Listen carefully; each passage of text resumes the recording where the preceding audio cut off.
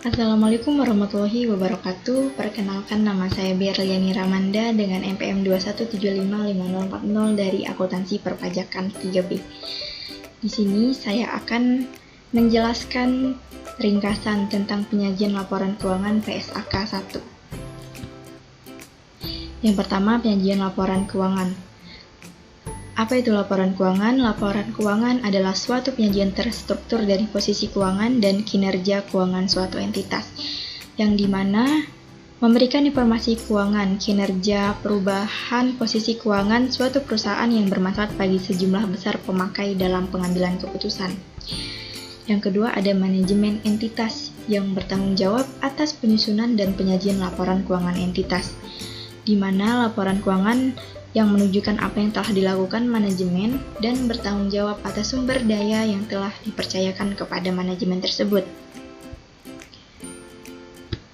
Kemudian ada perubahan PSAK 1 tahun 2015 yang berlaku efektif tahun 2017 mulai awal Januari.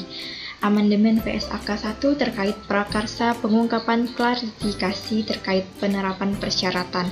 Yang pertama ada materialitas dan penggabungan, yaitu tidak mengaburkan dan mempertimbangkan seluruh fakta. Pengungkapan spesifik tidak diperlukan jika tidak material. Persyaratan pengungkapan PSAK. Yang kedua ada informasi yang disajikan, yaitu informasi tambahan jika penyajian tersebut relevan. Subtotal. Subtotal berisi pos yang diukur sesuai PSAK. Judul sub, judul agar jelas dan mudah dipahami. Disajikan konsisten antar periode, tidak mengutamakan subtotal, rekonsiliasi jumlah total dan subtotal. Yang ketiga ada struktur catatan atas laporan keuangan yang praktis dan sistematis. Referensi silang mengutamakan aktivitas yang paling relevan dalam memahami kinerja posisi keuangan. Pengelompokan informasi berdasarkan cara pengukuran atau mengikuti ukuran laporan keuangan tersebut.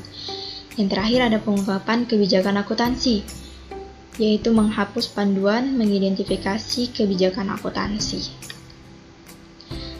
Kemudian di dalam penyajian laporan keuangan mempunyai tujuan, yaitu memberikan informasi mengenai posisi keuangan, kinerja keuangan, dan arus kas entitas. Laporan keuangan menyajikan beberapa informasi, yaitu yang pertama laporan posisi keuangan, yang di dalamnya laporan keuangan aset, liabilitas dan ekuitas perusahaan pada saat tertentu untuk memudahkan analisis dalam memprediksi arus kas di masa mendatang.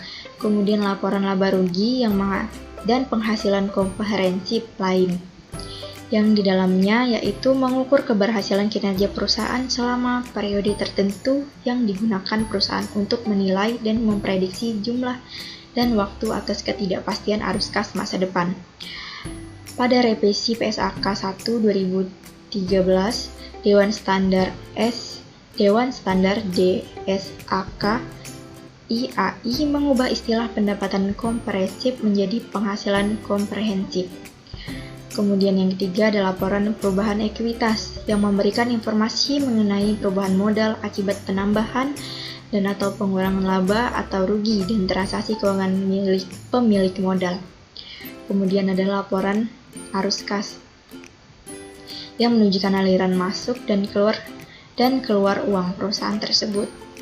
Yang kelima ada catatan atas laporan keuangan yang berisi catatan tambahan sekaligus penjelas informasi keuangan yang telah ada atau dibuat. Yang keenam, informasi kooperatif periode terdekat sebelumnya.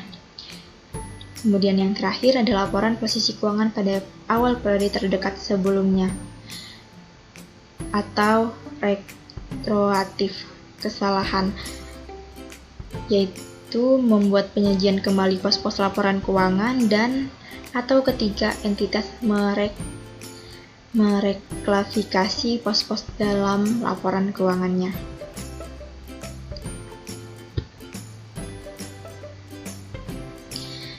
Kemudian ada karakteristik umum laporan keuangan. Yang pertama, penyajian secara wajar dan kepatuhan terhadap PSAK. Di dalamnya menyebutkan secara eksplisit kepatuhan terhadap SAK. Kepatuhan terhadap PSAK memberikan pemahaman yang salah atau kondisi jarang terjadi atau tidak sesuai PSAK. Kemudian yang kedua, kelangsungan usaha yang di dalamnya laporan keuangan disusun berdasarkan asumsi kelangsungan usaha, mengungkapkan fakta jika terjadi pelanggaran asumsi. Yang ketiga, dasar akrual. Yang keempat, material dan agregasi. Yang kelima, saling hapus atau tidak boleh diizinkan suatu PSAK.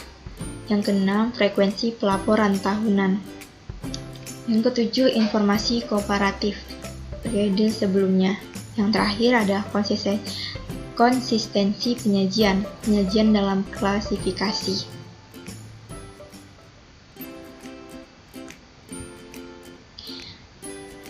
Identifikasi laporan keuangan. Yang pertama, entitas mengidentifikasi laporan keuangan secara jelas dan membedakan dari informasi lain dalam dokumen publikasi yang sama. Yang kedua, menyajikan informasi berikut: nama entitas dan periode laporan, apakah laporan satu atau kelompok, tanggal akhir periode atau periode yang dicakup, mata uang pelaporan, dan pembulatannya. Format laporan posisi keuangan. Ada dua bentuk laporan posisi keuangan yang dipakai oleh entitas, yaitu bentuk akun dan bentuk laporan.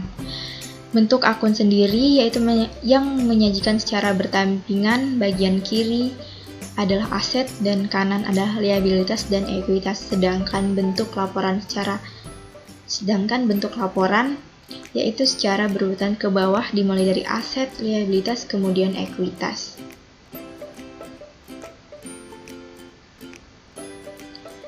Kemudian ada laporan posisi keuangan berdasarkan PSAK 1, yang dimana bagian aset ada di sisi sebelah kiri, ada aset lancar dan aset tidak lancar. Kemudian di posisi sebelah kanan, liabilitas dan ekuitas, yang dimana liabilitas terbagi menjadi liabilitas jangka pendek dan liabilitas jangka panjang.